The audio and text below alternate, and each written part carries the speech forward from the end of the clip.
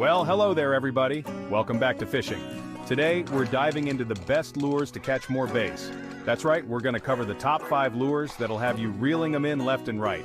Whether you're a seasoned angler or just starting out, these lures are gonna be your new best friends. We're talking tried and true classics, folks. The ones that never let me down, and I guarantee they won't let you down either. So grab your tackle box, get your rods ready, and let's get right to it.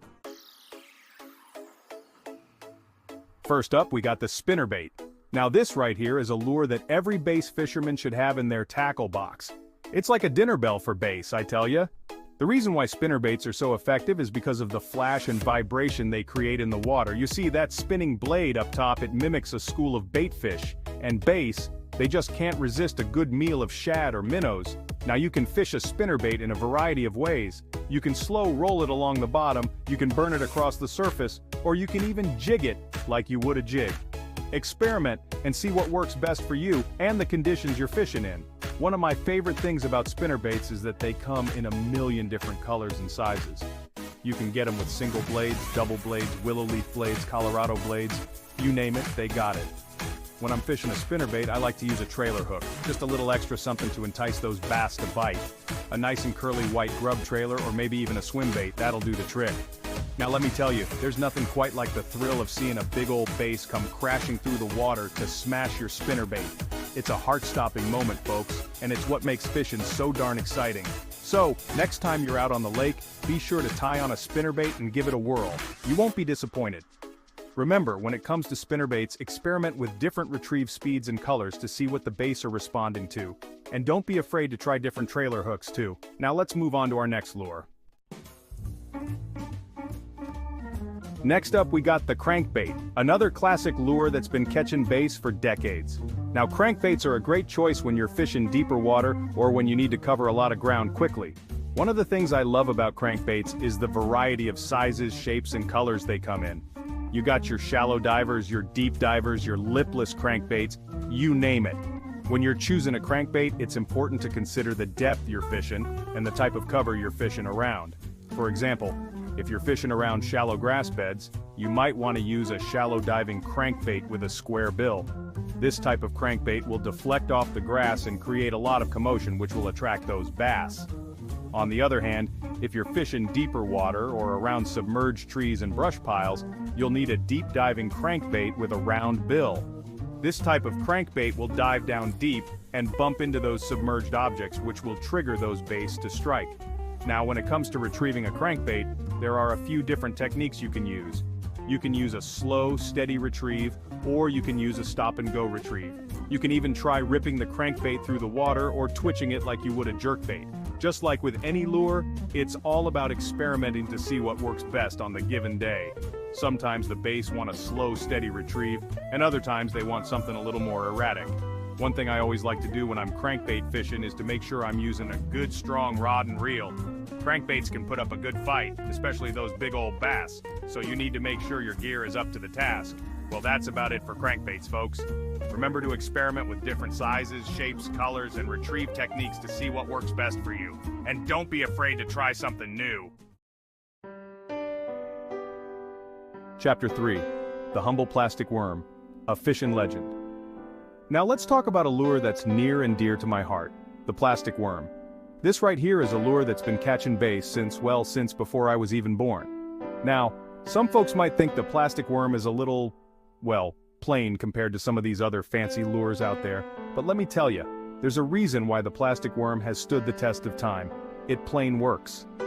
You see, the beauty of the plastic worm is its simplicity. It's basically just a piece of soft plastic that you can rig and fish in a million different ways. You can fish it weightless, you can rig it with a Texas rig, a Carolina rig, a shaky head. The possibilities are endless. One of my favorite ways to fish a plastic worm is with a Texas rig. This is a weedless rig that allows you to fish the worm through heavy cover without getting hung up.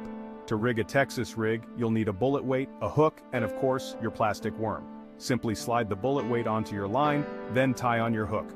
Now, thread the worm onto the hook, starting at the nose and threading it all the way up the shank.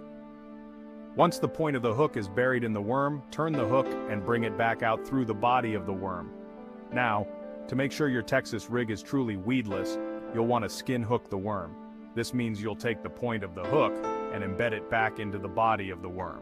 This will help prevent the hook from snagging on weeds, logs, or other cover. Now, when it comes to retrieving a plastic worm, slow and steady wins the race. You want to work that worm along the bottom, giving it a little twitch every now and then. You want to make it look like a real live worm crawling along the bottom. One of my favorite things about fishing a plastic worm is that it allows you to really slow down and feel what's going on down there. You can feel the worm bumping into rocks, logs, and even fish. Chapter 4.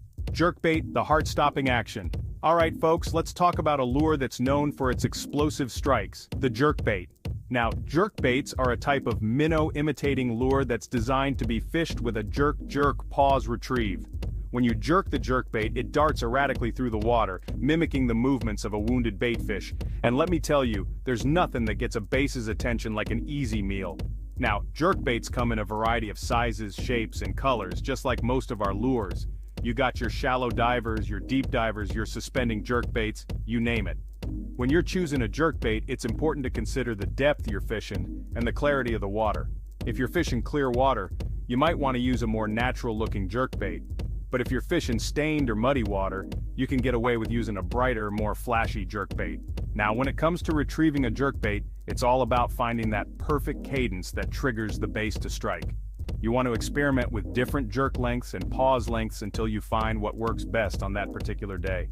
Sometimes the bass want a long, slow jerk followed by a long pause, and other times they want a short, sharp jerk followed by a short pause. It's all about experimenting.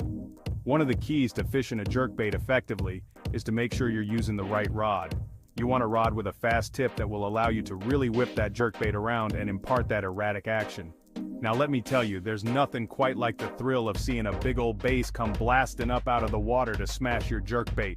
It's a heart-stopping moment, and it's what keeps me coming back to this lure time and time again. Chapter 5. Topwater frog, calling all big bass. Last but not least, we got the topwater frog. Now this right here is a lure that's designed to imitate, well, a frog. And let me tell you, there's nothing that gets a big bass's attention like a juicy frog hopping across the surface of the water.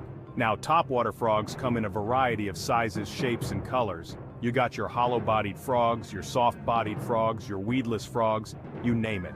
When you're choosing a topwater frog, it's important to consider the type of cover you're fishing around. If you're fishing around heavy cover like lily pads, matted grass, or submerged trees, you'll want to use a weedless frog.